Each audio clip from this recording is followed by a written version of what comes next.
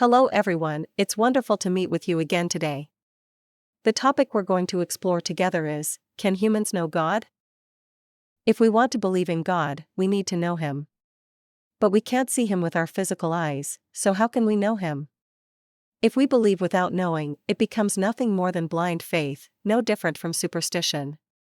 Surprisingly, many people attend church without really knowing God well, they just say I believe.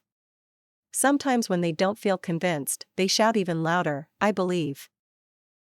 If they truly believed, they wouldn't need to force it like that.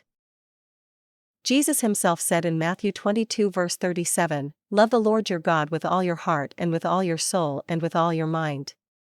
The phrase, with all your mind, comes from the Greek word dianoia, which means intellect and understanding. This tells us that loving God requires not just emotion, but intellectual understanding as well. The Apostle Paul also wrote in Romans 12 verse 2, "Do not conform to the pattern of this world, but be transformed by the renewing of your mind. Then you will be able to test and approve what God's will is, His good, pleasing, and perfect will." The word test and approve here means to know and understand deeply. God wants to be known by many people. As humans, we have weaknesses, flaws, and sins we'd rather hide, so we get scared when people want to know us too well. Honestly, I get nervous too when people want to know me in detail. I have my weaknesses and shortcomings. But God is different. Because God has no flaws, mistakes, sins, faults, or weaknesses, He wants people to know Him. When we know God, we come to trust Him, love Him, boast in Him, and want to become like Him and learn from Him. That's why God says in Hosea 6 verse 6, "For I desire mercy, not sacrifice, and acknowledgement of God rather than burnt offerings." God doesn't try to hide Himself, rather, He actively wants to be known. Look at Abraham in the Old Testament. In Genesis 18 verse 17, God said, "Shall I hide from Abraham what I am about to do?" He even told Abraham about His plan to judge Sodom and Gomorrah. The Lord spoke with Moses face to face, as one speaks to a friend, as recorded in Exodus. When we want to know someone, we first look at their appearance, then listen to what they say, see their handwriting, and finally observe their judgment. But with God, we can't see His appearance, we can't hear His voice with our ears, and we've never seen His handwriting. So when we want to know God, we need a different approach than how we get to know people. It's difficult for humans to know God through their own intellect or wisdom. In 6,000 years of human history, no scholar, philosopher, or scientist has figured out God through their own thinking. Even history's greatest philosophers couldn't fully know God through natural wisdom. Plato inferred a divine being through his concept of the highest good, but he didn't know a personal God. Aristotle argued for God's existence through his concept of the unmoved mover, but that too remained abstract. So how can we know God? We don't know great painters or musicians just by seeing their faces. We know them through their works.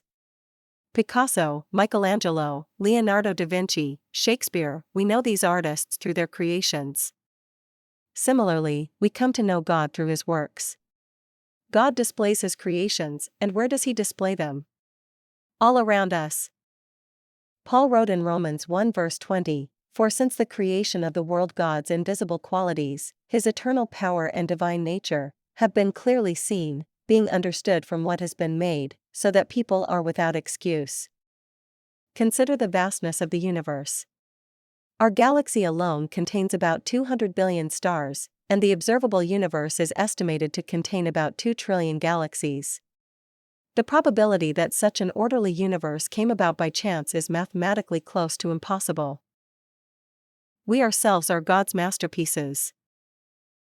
Human DNA contains about 3 billion base pairs, that's equivalent to the information in 3,000 books. The human brain has about 100 billion neurons creating over 1 trillion connections. This is more complex than any computer ever made.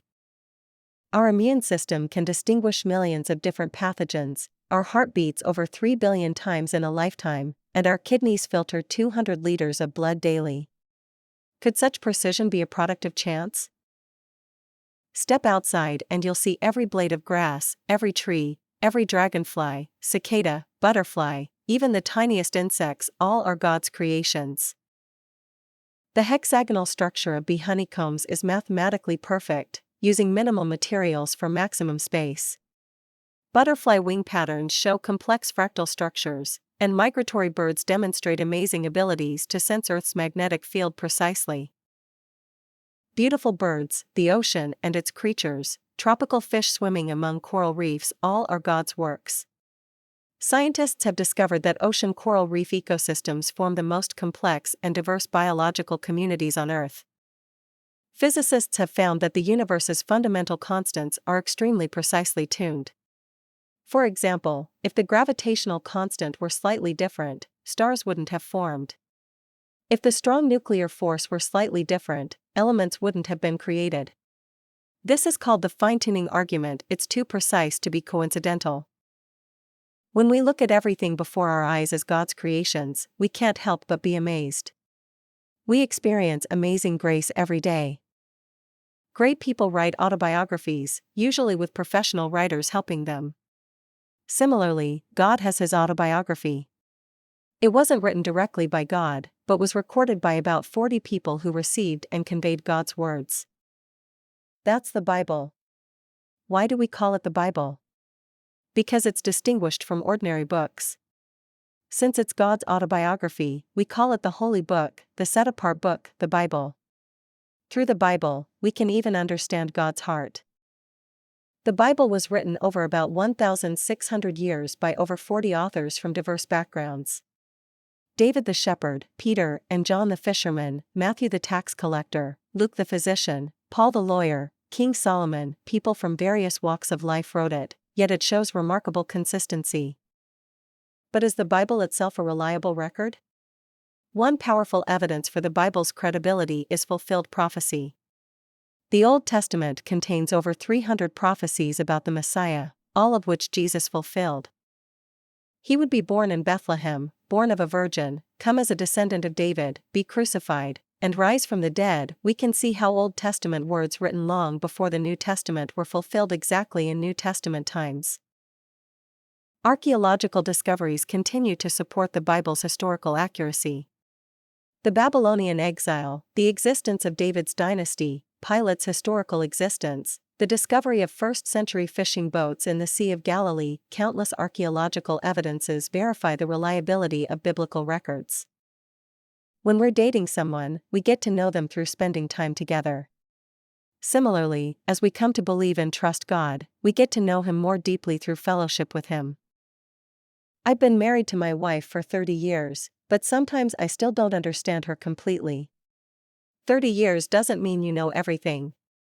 If that's true with people, how much more with God, who is so great and has so many dimensions? Knowing a little isn't the end, we must continue learning endlessly. When you know the Bible, you see history. When you know history, you see the Bible. When you see both together, you see God. You see past, present, and future, even heaven and the afterlife. Learning to know God like this may seem difficult, but if we follow this path, we can know God as much as we need to. But knowing isn't enough, we must learn from God. Learning about and from God is theology. You don't have to go to seminary. Anyone who seeks to know and learn from God is doing theology. After knowing and learning about God, we must become like Him, because we are God's children. We need to shed our old ways and habits and be transformed into people who resemble God. We should live lives through which Jesus and God are revealed. Such people are called Christians. If the foundation is wrong, even after attending church for a long time, you won't know, learn from, or resemble God. Then no matter how long you attend church, you become not a true believer but a false one, deceiving yourself. I sincerely hope that all of you will come to know God together, learn from Him, and grow to resemble Him.